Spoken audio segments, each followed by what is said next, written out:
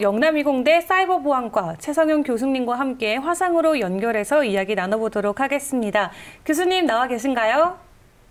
네, 안녕하세요. 네, 안녕하세요, 교수님. 교수님입니다. 저희 오늘 첫 번째 주제 바로 이더리움입니다. 맞습니다. 사실 이 메이저 네네. 코인들이 강한 저항선에 돌파하면서 계속해서 그 본인들의 고점을 뚫지 못하고 있다가 어젯밤에 이더리움이 저항선을 뚫고 전반적인 상승세를 이끌어가고 있습니다.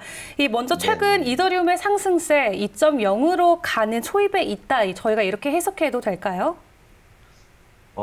사실은 그 이더리움이 지난 8월에 여러 가지 변수들이, 이슈들이 있었죠. 그래서 그 8월 한 달 동안 제가 생각할 때는 뭐 하드포크, 런던 하드포크가 성공적으로 이루어지면서, 지난 한 달 동안 상승세를 블록체인, 비트코인에 대비해서 한 2배 이상의 상승세를 기록하고 있는데요. 그래서 이제 런던 하드포크가 성공을 하면서 어떻게 보면 네트워크의 안정성을 좀 높일 수 있는 그런 것들이 영향을 주지 않았나라고 생각을 하고 있고요. 네. 장기적으로는 그 로드맵을 보면 이더리움 2.0이 한 연말쯤에 될 것 같은데, 말씀하신 것처럼 2.0을 향해서 이제 열심히 달려가고 있는 단계에 있지 않나라고 생각을 할 수 있을 것 같습니다. 네, 이렇게 저희가 본격적으로 하드포크에 대한 이야기를 나누기 전에 이더리움은 우선 어떤 토큰인지 뭐 많은 분들이 이미 다 알고 계시지만 그래도 저희 다 처음부터 짚고 넘어가는 게 좋을 것 같아요. 어떤 토큰인지 그리고 왜 이렇게 시장의 주목을 받고 있는지 이야기를 해주시면 좋을 것 같습니다. 네, 그 이더리움 같은 경우에는 보통 우리가 이제 2세대 블록체인이라고 이야기를 하고 있죠.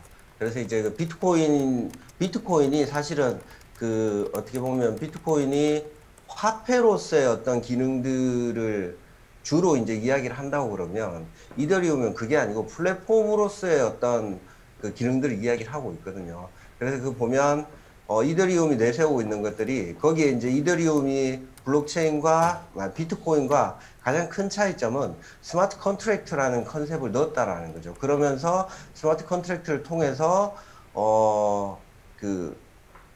이 계약서를 블록 안에 넣을 수 있게 됐다라는 것들이 그게 이제 그냥 단순히 생각하면 그냥 계약서를 넣은 건데요. 네. 사실은 계약서를 기능을 넣었다는 게 중요한 게 아니고 그 기능이 들어감으로 인해서 그 이더리움이라는 플랫폼을 다양한 곳에서 응용해서 쓸 수 있게 됐다라는 거죠. 그게 이제 어떻게 보면 비트코인과 가장 큰 차이점이라고 이야기할 수 있을 것 같고요. 그러면서 이제 뭐 대체 불가능한 토큰, NFT라고 불리는 것들이 또 이더리움의 어떤 뭐라 그러죠? 이더리움의 핵심 중에 하나로 또 네. 그 자리 잡고 있잖아요. 물론 그 NFT가 이더리움 때문에 나온 컨셉은 아니지만 어쨌든 간에 그 이더리움이 활성화되면서 이 NFT 시장이 또 같이 커가고 그러면서 이더리움이 같이 주목을 받고 있지 않나라고 저는 생각을 하고 있습니다. 네. 네, 그러면 그 다음으로는 이더리움 이 블록체인에 기초한 다양한 플랫폼이다 이렇게 설명을 주셨는데 가평원에 또 소속되어 있으시잖아요. 네네. 네, 이더리움에 대해서 분석을 당연히 해보셨을 것 같은데 이 가평원에서 교수님이 이더리움의 가격을 매기신다면 몇 점 정도로 주실 것 같으신가요? 굉장히 어려운 질문을 하고 계시고요.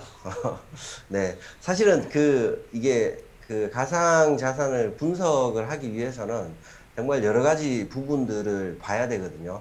그게 이제 오픈되어 있는 뭐 화이트 페이퍼라든지 당연히 봐야 되고 기술적인 요소들도 봐야 되고요. 그리고 재단의 어떤 안정성이라든지 비전이나 이런 것들도 종합적으로 봐야 되는데 뭐 알고 계시겠지만 모든 그 가상 자산을 만드는 재단들이 마찬가지인데 오픈을 할 수 있는 정보들이 있고요. 할 수 없는 정보들이 있습니다. 네. 그런 측면에서 보면 사실 이더리움을 그냥 지금 현재 오픈되어 있는 데이터를 기반으로 해서 분석을 한다라는 거는 굉장히 어떻게 리스크가 있는 어떤 그 내용이 될 수가 있을 것 같은데 왜냐하면 이더리움 자체도 기술적으로 지금 하드포크가 일어나고 계속 업그레이드를 하고 있는 이유가 기술적으로 여전히 여러 가지 문제들을 안고 가고 있다라는 거거든요. 물론 그 기술적인 문제들이 영향을 줄 만큼 크냐 적냐 뭐 이런 것들이 있을 테고 그 기술적인 어떤 문제들을 그 이더리움 개발자들이 다 개선을 할 수 있냐 없냐라는 부분들이 있긴 하겠지만 네. 다행스럽게도 지금까지는 그 기술적인 어떤 문제들을 잘 해결을 해나가면서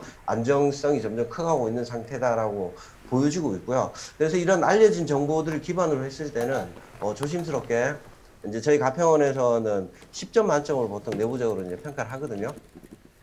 10점 만점에 제가 조심스럽게 생각할 때는 네. 한 8점 이상은 받을 수 있지 오. 않을까라고 생각하고 있습니다. 네. 이게 이제 사실 8점이라는 어떤 점수의 의미는 그런 것들이죠. 문제가 있을 수는 있지만 아직까지는 그 발견된 문제들 또는 잠재적인 위협들에 대해서 그 이더리움 개발 그룹에서 잘 대응을 하고 있다. 그래서 그 소비자들이죠. 고객들이 그 가상자산을 보유한 고객들, 관심 있는 고객들한테 신뢰를 심어주고 있다라는 측면에서 이제 그 정도 줄 수 있을 것 같습니다.